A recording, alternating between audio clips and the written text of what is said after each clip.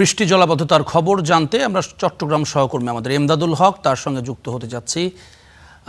এমদাদ, শুভ সন্ধ্যা। একটু জানাবেন আমাদেরকে কি অবস্থা এখন জলাবদ্ধতার চট্টগ্রামে? আর আমরা জানতে পেরেছি যেটি পর্যটক যে এক্সপ্রেস ট্রেন সেটি আটকা পড়েছিল, সেটির এখন কি অবস্থা? ছাড়তে পেরেছে কিনা বা কোনো আপডেট আছে কিনা?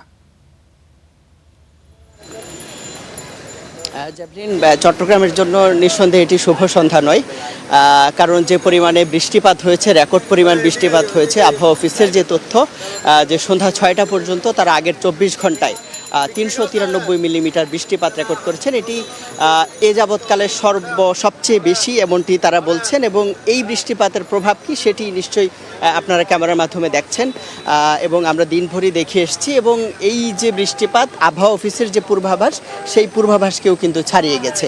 এবং এই বৃষ্টিপাতের কারণে যেটি হয়েছে যে নগরীর বিভিন্ন জায়গা, আমি যেই জায়গাটিতে আছি আগ্রাবাদ, ব্যাপারীপাড়া, হালিশহর সহ যে চকবাজার, বাকুলিয়া সহ অনেকগুলো জায়গায় আসলে পানি উঠে গেছে। কোথাও কোমর সমান পানি উঠে গেছে, বাসাবাড়ি, দোকানপাটে পানি ঢুকে গেছে।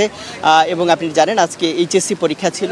এই এইচএসসি পরীক্ষার যে এইচএসসি পরীক্ষার্থী যারা ছিলেন তারা আসলে পরীক্ষার হলে যেতে গিয়ে চরম বিড়ম্বনায় পড়েছেন। এর বাইরেও যেহেতু পূর্ণ দিবস, আজকে কর্মদিবস, স্বাভাবিকভাবেই আসলে অফিস সহ বিভিন্ন কাজে যারা বের হয়েছেন তারা আসলে সীমাহীন দুর্ভোগে পড়েছেন। এবং মূল সড়কে যেহেতু বিভিন্ন জায়গায় পানি উঠে গেছে, যার কারণে কিন্তু যানবাহন কমে গিয়ে রিকশার আধিক্যই ছিল বেশি, এবং সেখানেও কয়েক গুণ বেশি ভাড়া দিয়ে কিন্তু যাতায়াত করতে হয়েছে। সব মিলিয়ে আসলে যাতায়াত সহ সার্বিকভাবে এক ধরনের নাভিশ্বাস উঠেছে। একটি বিষয় আসলে চট্টগ্রামের মানুষ যেটি বলে আসছেন যে গত প্রায় 2018 সাল থেকেই চট্টগ্রামে এখন পর্যন্ত জলাবদ্ধতা নিরসনের 4টি মেগা প্রকল্প বাস্তবায়ন হচ্ছে 14,000 কোটি টাকা ব্যয়ে।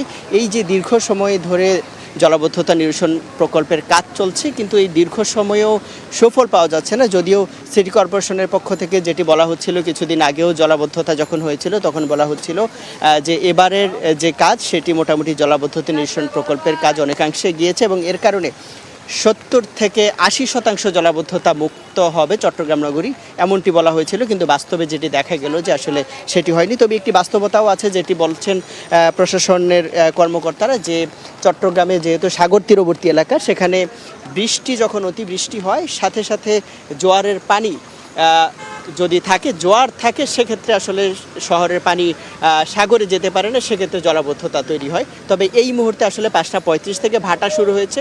তো আশা করা হচ্ছে যে আসলে জোয়ারের পানি যেটি বা জলাবদ্ধতা সেটি তুলনামূলক আস্তে আস্তে করে কমে আসবে। তবে আবার বৃষ্টিপাত হলে, যেহেতু আবহাওয়া পূর্বাভাস আছে বৃষ্টিপাতের, সেক্ষেত্রে আসলে শঙ্কা থেকেই যায় এই জলাবদ্ধতা খুব সহসাই সরে যাওয়ার। জ্যাভলিন, ধন্যবাদ আপনাকে এমদাদ।